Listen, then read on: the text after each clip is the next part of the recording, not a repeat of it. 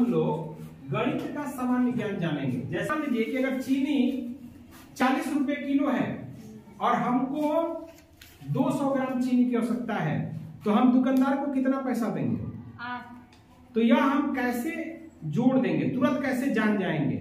जैसे मान लीजिए यह है, और जैसे जैसे मूल्य परिवर्तित होगा, जैसे कोई वस्तु खरीद रहे हैं उसका मूल्य मान लो 80 रुपए किलो है और हमको वह 100 ग्राम चाहिए, तो 100 ग्राम का मूल्य क्या होगा?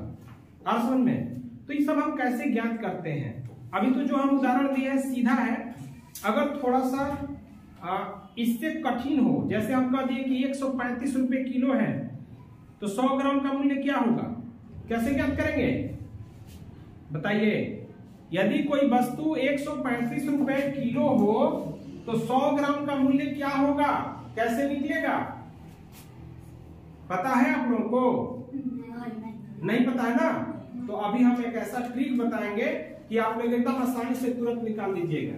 जैसे मान लीजिए 1 केजी यानी 1 किलोग्राम कितने ग्राम के बराबर होता है? 1000। यानी 1 किलोग्राम बराबर 1000 ग्राम होता है। समझ में आ गया? तो अगर हमको ज्ञात करना हो, कोई भी अगर हमें मूल्य दी गई हो प्रति किलो और उसे ग्राम में ज्ञात करना हो कि 1 ग्राम का क्या होगा, चाहे 100 ग्राम का क्या होगा, 10 ग्राम का क्या होगा, तो हम प्रश्न के साथ ही उसका उत्तर दे सकते हैं। समझ में आया?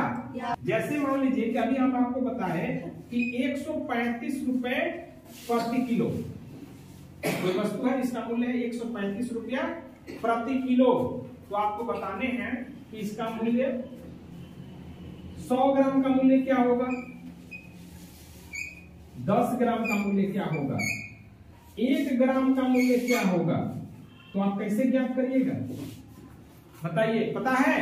तो हमको देखना है कि जो 1 केजी बराबर 1000 ग्राम यहाँ लिखा है ना, हम देखेंगे कि यहाँ पर कितना लिखा हुआ है 100।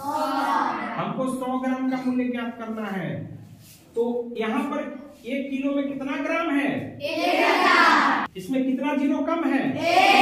1 जीरो कम है। तो हम क्या करेंगे, इधर से गिन के 1 अंक के बाद दशमलव बैठा देंगे और इधर वाला हो जाएगा रुपया और इधर वाला हो जाएगा पैसा। और यहाँ दशमलव के बाद जैसे 2 अंक होना चाहिए, तो 5 है तो 1 जीरो बढ़ा देंगे, तो कितना पैसा? 50। तो हम समझ गए ना, 13 रुपया 50 पैसा। अब उसी तरह से मान लीजिए कोई वस्तु है, उसका दाम है 33 रुपए किलो, तो 100 ग्राम का दाम क्या होगा? 1 अंक के बाद यहाँ दशमलव लगेगा ना, इधर का रुपया, इधर 2 अंक करना है तो 1 जीरो बढ़ा देंगे, तो कितना रुपया कितना पैसा? 3 रुपया 30 पैसा। 3 रुपया 30 पैसा। अब इस प्रकार आप समझ गए कि यदि प्रति किलो मूल्य हमें पता हो तो हम क्या करेंगे कि 1 अंक के बाद दशमलव लगा देंगे। दशमलव के दाहिने तरफ की जो संख्याएं होंगी वह पैसे में होंगी और बाएं तरफ वाली रुपये में, और इस तरह से हम 100 ग्राम का दाम तुरंत बता देंगे। जैसे पूछा जाए कि 38 रुपए किलो 100 ग्राम का 3 रुपया 80 पैसा होगा ना। अगर पूछा जाए कि 125 रुपए किलो 100 ग्राम का, तो 12 रुपए 50 पैसा होगा ना। समझ रहा है? कुछ और उदाहरण हम दिखा रहे हैं। जैसे मान लीजिए यहाँ दे दिए कि 335 रुपए केजी, 100 ग्राम का क्या होगा जी? 100 ग्राम का मूल्य क्या हो गया? 33.5 और दशमलव के बाद हमेशा 2 अंक रखते हैं ना, यानी 33 रुपया 50 पैसा। अगर मान लो 237 रुपए किलो है, तब 100 ग्राम का मूल्य क्या हो जाएगा? 23 रुपया 70 पैसा। अगर इसको रुपया में ही बोलना हो तब हम कहेंगे 33.5 रुपया या 23.7 रुपया, लेकिन जब रुपया पैसा में बताएंगे तो दशमलव के बाएं तरफ वाला जो होता है वो रुपया होता है, दाहिने तरफ का पैसा होता है। समझ आ रहा है? ठीक इसी प्रकार अगर हमें 10 ग्राम का पता करना हो, ध्यान दीजिएगा, फिर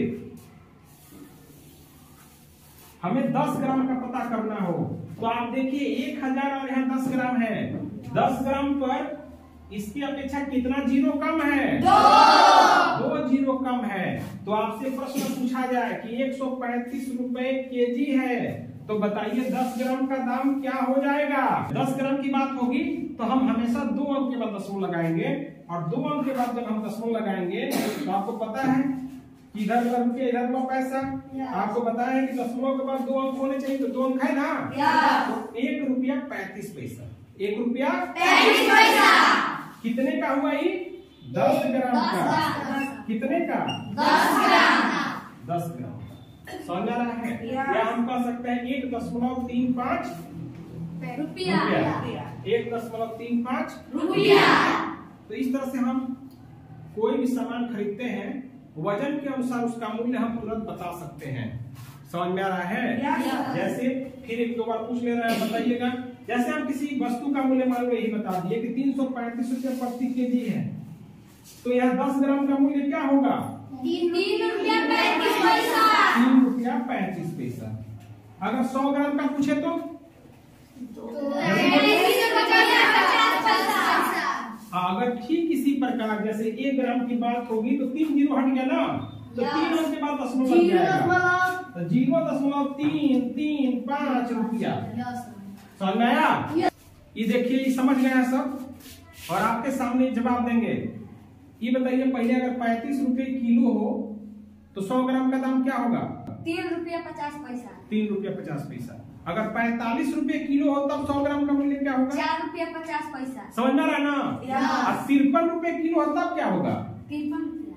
हाँ, तब 5 रुपया 30 पैसा। 5 रुपया 30 पैसा। अगर 125 रुपया किलो हो तब 100 ग्राम का 12 रुपया 50 पैसा। 12 रुपया 50 पैसा। 125 रुपए किलो है, एक अंक के बाद दशमलव लगाएंगे ना। इधर का 12, इधर 5 पर 1 जीरो का 50, यानी 12 रुपया 50 पैसा या 12.5 रुपया। समझ में आ गया? और इनसे पूछते हैं, बताइए अगर 340 रुपए किलो हो तब 100 ग्राम का दाम क्या होगा? 34 रुपया। 34 रुपया।